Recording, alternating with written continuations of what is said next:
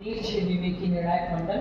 मैं अमन कुमार त्रिपाठी, छात्र विधि परास्नातक ख्वाजा चिश्ती भाषा विश्वविद्यालय का प्रतिनिधित्व करते हुए आज के विषय किसान शक्ति का विकसित भारत में योगदान विषय पर अपने विचार व्यक्त करने के लिए उपस्थित हूँ। महोदय, मैं यदि किसान को आधुनिक विश्वकर्मा कहूँ तो यह अतिशयोक्ति नहीं होगी, क्योंकि देश, दुनिया के तमाम देश जब विज्ञान और तकनीक से सुसज्जित होकर भी उतनी प्रगति नहीं कर पाए जितने हमने कृषि की प्रधानता के साथ करके दिखाई।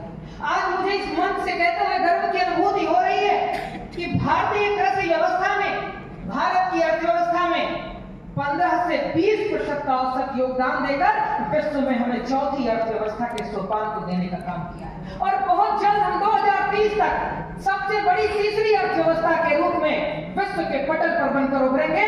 ये किसान शक्ति का विकसित भारत में योगदान को ऊपर में छिपता है। महोदय, इतना ही नहीं, भारतीय कृषि में हमारी आधी आबादी का बढ़ता योगदान है और आज मुझे ये कहते हुए गर्व की अनुभूति हो रही है कि मैं जिस जनपद सीतापुर से आता हूँ, वहाँ की सुनीता नाम की कृषक महिला जिसने ड्रोन दीदी के रूप में पूरे देश में पहचान पाई और जिसका उल्लेख माननीय प्रधानमंत्री जी ने मन की बात में किया है, ये विकसित भारत के प्रति हमारे संकल्प के प्रति बढ़ते हुए कदम है। महोदय, इतना ही नहीं, चाहे वो किसान समृद्धि योजना हो, चाहे वो प्रधानमंत्री फसल बीमा योजना हो, चाहे वो राष्ट्रीय बाजार मिशन हो, चाहे वो स्वास्थ्य मृदा कार्ड हो, किसानों के लिए अनन्य कल्याणकारी योजनाएं हमारे विकसित भारत के संकल्प को मजबूत करते हुए दिख रही हैं। महोदय, हाल ही में 25 सितंबर को माननीय प्रधानमंत्री जी ने फूड इंडिया प्रोजेक्ट के कार्यक्रम में कहा कि today small farmers are becoming a major force in the market.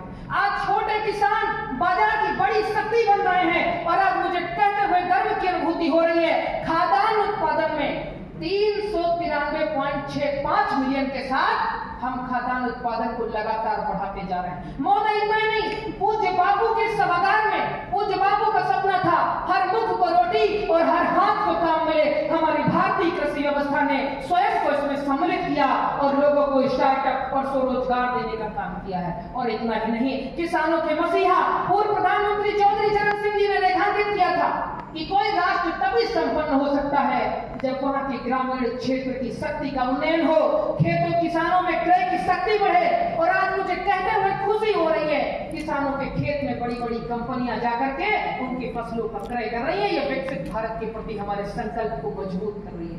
महोदय, समय की अपनी परिसीमा है, वाणी को विराम करने से पहले ये बात कहना चाहूंगा कि हमारा भारत का किसान विकल्पों पर नहीं संकल्पों पर जीवन जी रहा है और 2047 तक जब भारत विकसित बनेगा तो यही भारतीय किसान जग सिरमौर बनकर पूरे विश्व में अपना नाम परचम लहराएगा। बहुत बहुत धन्यवाद चाहेंगे।